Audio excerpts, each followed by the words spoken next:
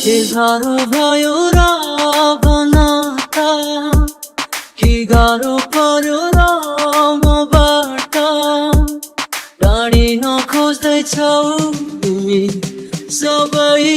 भुली के भो र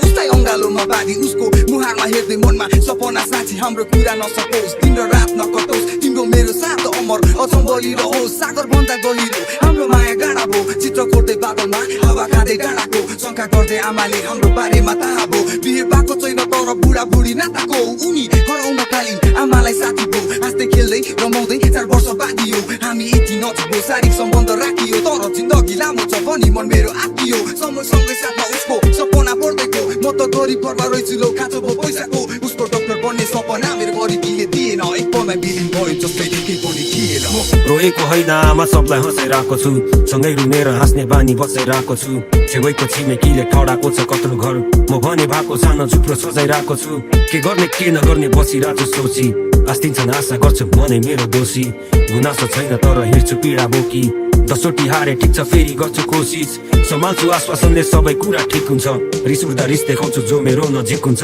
अमृत भनेर दिन्छन् हातमा पर्दा बिस हुन्छ पुऱ्याउँछ सबले मलाई कुर्न पर्दा रिस उठ्छ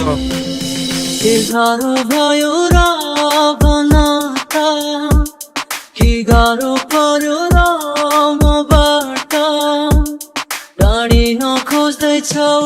तिमी सबै भुली के भो र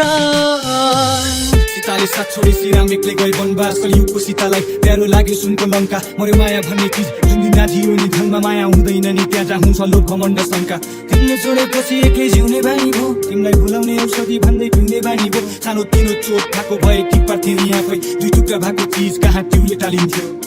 राम्रो होस् तिमीलाई राम्रो होस् त्यो घरबार सुखमा सम्झिनु नि दुःख पर्दा सोचिरहेको थिएँ यसै बाँच्नु भन्दा ठिक होला कि मर्दा फेरि सम्झिए नि बाउ आमाले कुरिरहेछन् घरमा